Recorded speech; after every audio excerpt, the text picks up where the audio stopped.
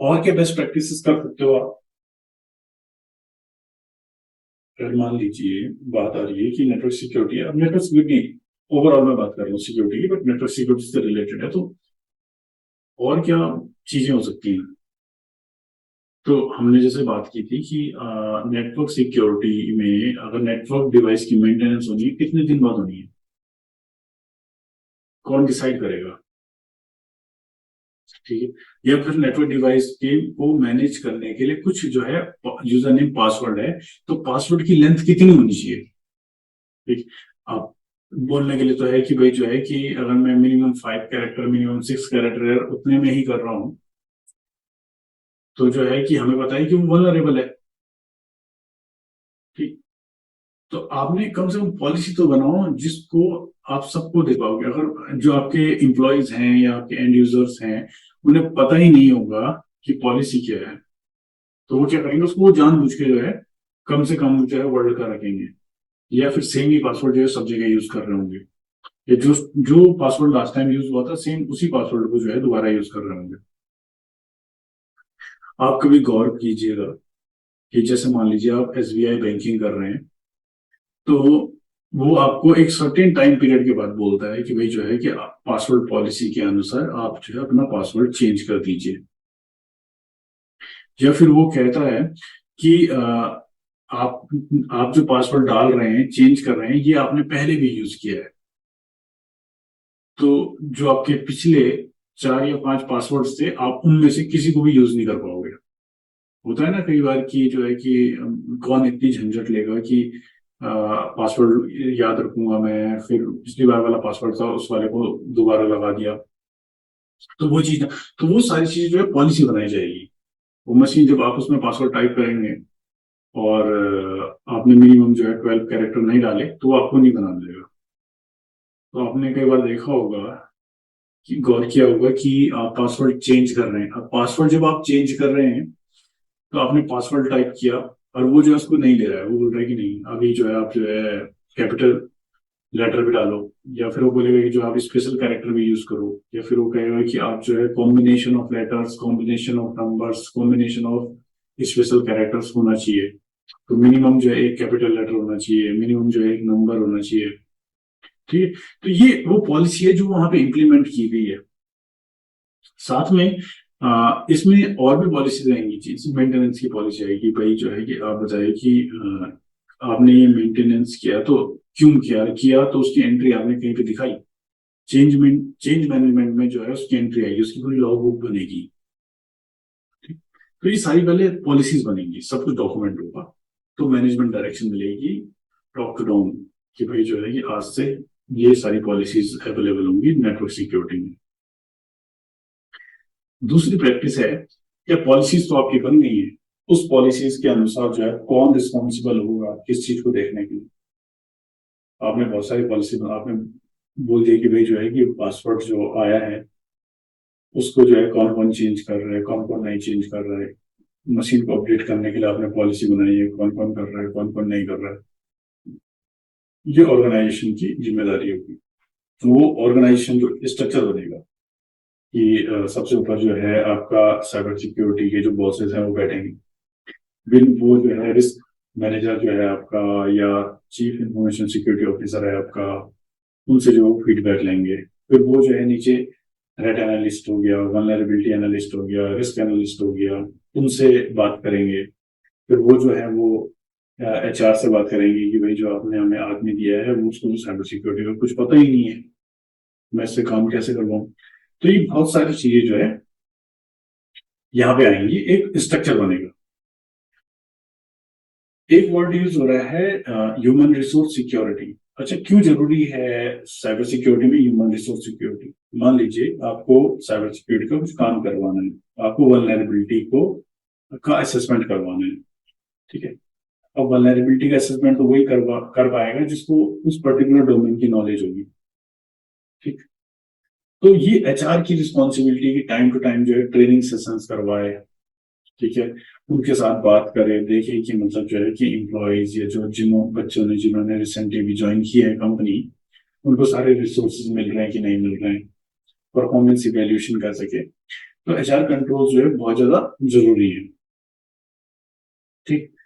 दूसरा, जब वो आएगा तो तब क्या क्या था, जब वो जाएगा तो वो सारा डेटा जो है उसको जो है डिलीट करके जा रहा है, अपने साथ नहीं लेके जा रहा सब कुछ। ठीक।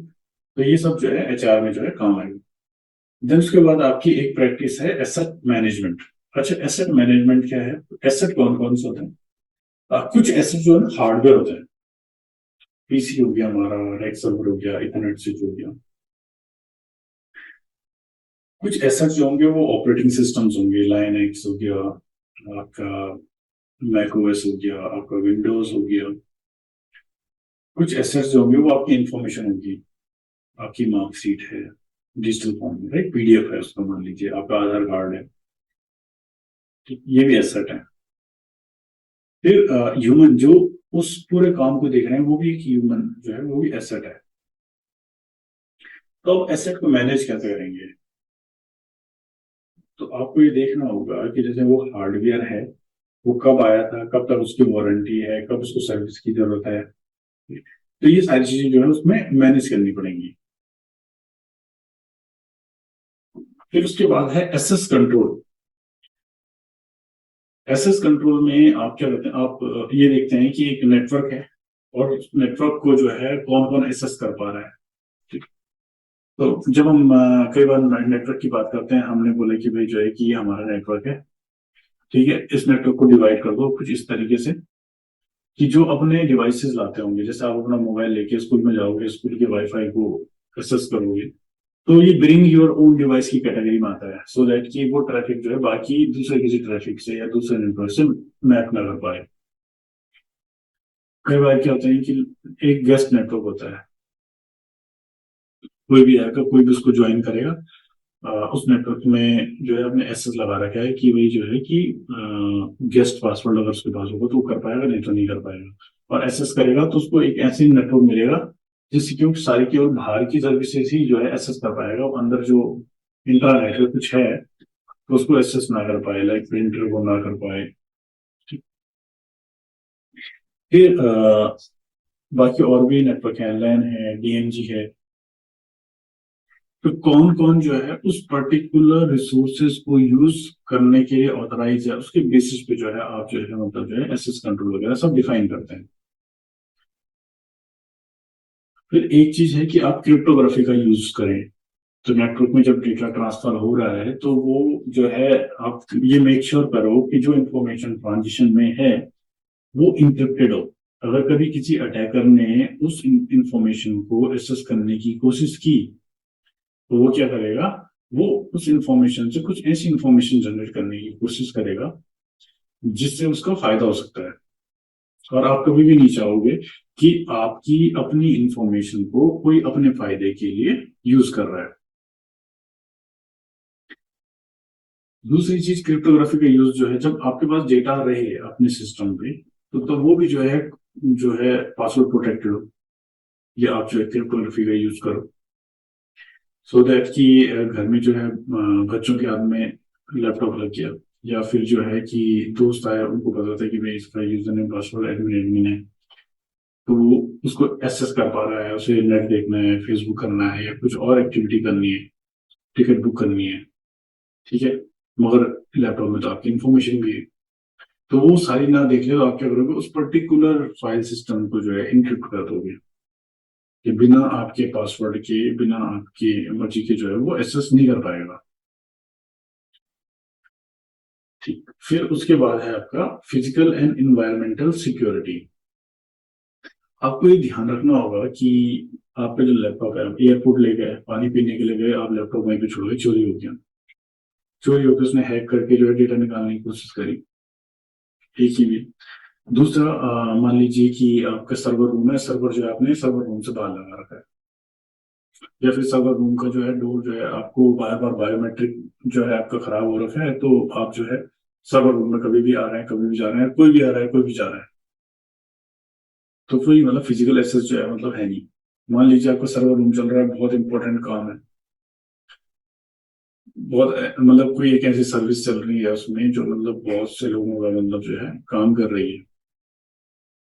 ठीक। और इतने में जो है कोई सर्वर रूम के अंदर गया और जो आपका यूपीएस है उसको ऑफ कर दिया।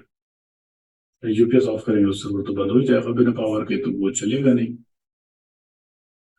ठीक। तो आपको देखना होगा कि फिजिकल सिक्योरिटी आप कितनी दे सकते हैं।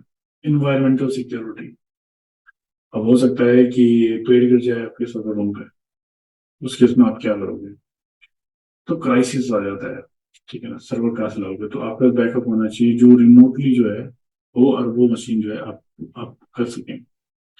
आपको याद होगा कि कुछ टाइम पहले सुनामी आई थी जिसमें मुंबई, चेन्नई, जो भी समुद्री हमारे जो बॉर्डर्स हैं, उन सारे बॉर्डरों पे जो है पानी, मतलब जो है इतना आ गया था कि जो आसपास बहुत सी बिल्डिंगें जो है पानी में हो गई थी। तो सोचो अगर आप सर्वर वगैरह सब कुछ रन कर रहे हो और बिल्डिंग में जो है पानी पूरा घुस चुका है, ठीक है, तो फिर कैसे चलेगा? तो उससे भी जो है बचाव का जो है वो, कि मतलब जो है कि अगर ये बंद हो गया या इसमें इन्वायरमेंटल ऐसा कोई चीज आ गई, तो हम दूसरी जगह जो है अपनी सर्विसेज को जो है रिस्टोर कर सकें जल्दी से जल्दी। अच्छा, उसके बाद है ऑपरेशन सिक्योरिटी। आप जो है बहुत सारे ऑपरेशंस कर रहे हैं अपने ऑर्गेनाइजेशन में, और कोई एक ऐसा ऑर्गेनाइजेशन है जिसमें जो है आपको जो है ये इंफॉर्मेशन किसी तीसरे आदमी को भी देनी है जो आपका ट्रस्टेड नहीं है, और वो जो है उस पर्टिकुलर इंफॉर्मेशन को घर में जाके बता दे या किसी और को बता दे। ठीक है, उन सारी चीजों को कंट्रोल करना होगा। कम्युनिकेशन सिक्योरिटी जो नेटवर्क का आपका पार्ट है, कि आप जो है उस पर जो है कंट्रोल्स लगा पा रहे हैं कि कौन सा डेटा इंक्रिप्टेड है, कौन सा डेटा इंक्रिप्टेड नहीं है। फिर उसके बाद है आपका system acquisition, development and maintenance. आपकी नई नई जॉब लगी, आपको ऑर्गेनाइजेशन ने कुछ जो है रिसोर्सेज दिए। ठीक है, ये भी तो हो सकता है कि किसी को आपने दिए थे, उसने लैपटॉप गुम कर दिया, तो उसमें उसमें तो जो है कंपनी की इंफॉर्मेशन थी, अगर वो किसी दूसरे के हाथ लग गई तो। या फिर जो है वो जो डिवाइस आपको दिया गया है, तो उस डिवाइस को मेंटेन, एसेट को मेंटेन करने की जिम्मेदारी भी आपकी है। ठीक। दूसरा, ऐसा नहीं होना चाहिए कि आप उसमें कुछ भी इंस्टॉल कर रहे हैं, इंस्टॉल करने के बाद आप रिटर्न कर रहे हैं, या फिर जब आप छोड़ के जा रहे हैं तो आप डिवाइस को जो है वापस दे के जा रहे हैं। तो प्रॉपरली जो है कस्टोडियन डिफाइन हो रहा है, प्रॉपरली जो है डिफाइन हो रहा है कि वो मशीन कहाँ कहाँ से कहाँ मूव कर रही है, उसमें कौन कौन सा डेटा था। आपको पता है कि फॉरेंसिक भी होता है। मशीन है, किसी ने उस मशीन को डैमेज करके उसको फॉर्मेट करने की कोशिश करी, बाद में जो है वो लैब में गया और लैब में जो है फॉरेंसिक से ये पता लग गया कि अच्छा इसमें ये डेटा था। तो ये भी रहता है। ठीक। Supplier relationships. अब आप किसी से कुछ मशीनें ले रहे हो, आप कैसे ट्रस्ट करोगे कि इसमें जो है पहले से ही वायरस नहीं डला हुआ? भाई वायरस तो बाद में कर सकते हैं, मगर ये जरूरी नहीं है ना कि पहले नहीं था। हो सकता है उसने पहले ही जो है मालवेयर डाल के दिया हो। ठीक। तो आप जो है रिलेशनशिप का मतलब है, आप जो है उसमें कॉन्ट्रैक्ट एग्रीमेंट में लिखते हैं कि भाई कोई भी मैलिशियस कोड नहीं होना चाहिए इस मशीन में, या कोई भी मैलिशियस जो है, मतलब आपने जो है इसकी टेस्टिंग करवाई है, अगर आप जो है आपकी मशीन जो है साइबर सिक्योरिटी, मतलब आप जो है पैच रिलीज नहीं करोगे टाइमली, तो जो है कि आपको इतनी पेनल्टी लगेगी। तो ये सारी चीजें जो है उस एग्रीमेंट में आएगी जिस जो आपके और सप्लायर के बीच में है। ये भी बेस्ट प्रैक्टिस है।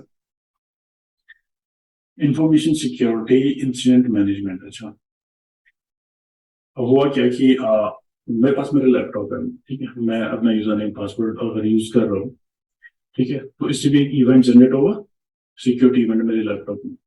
अगर मेरा दोस्त यूज करेगा मेरे यूजर नेम पासवर्ड से, तो उसमें सिक्योरिटी इवेंट जनरेट होगा। राइट। तो आप ये कैसे पता करोगे कि कौन सा इवेंट जो है वो इंसिडेंट है कि नहीं है? अगर मान लीजिए कि आप सर्वर एक्सेस कर रहे हो, सर्वर को जब आप एक्सेस कर रहे हो, आप अपना यूजर नेम पासवर्ड डाल रहे हो, तो सर्वर को तो ये पता लग रहा है कि भाई ठीक है आप ही हो। मगर आपके यूजर नेम और पासवर्ड कोई दूसरा यूज कर रहा है और वो ओटीपी नहीं डाल पा रहा है, तो ये रिपोर्ट होना चाहिए ना, कि तो ये एक इंसिडेंट हो गया ना। और उस इंसिडेंट को कैसे मैनेज करोगे? बेसिकली उन्होंने जैसे इंसिडेंट मिला, उन्होंने जो है कस्टमर को बता दिया कि भाई ऐसी ऐसी बात है, आपका जो SBI कार्ड है या ATM है, किसी ने जो है इसको गलत यूजर नेम पासवर्ड के साथ जो है यूज करने की कोशिश करी है, और इस चीज पे जो है आपकी ट्रांजेक्शन फेल हो गई।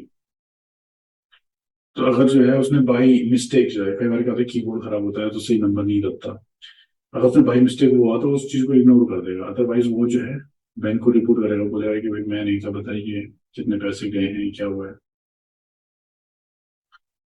उसके बाद है आपका information security aspects of business continuity management.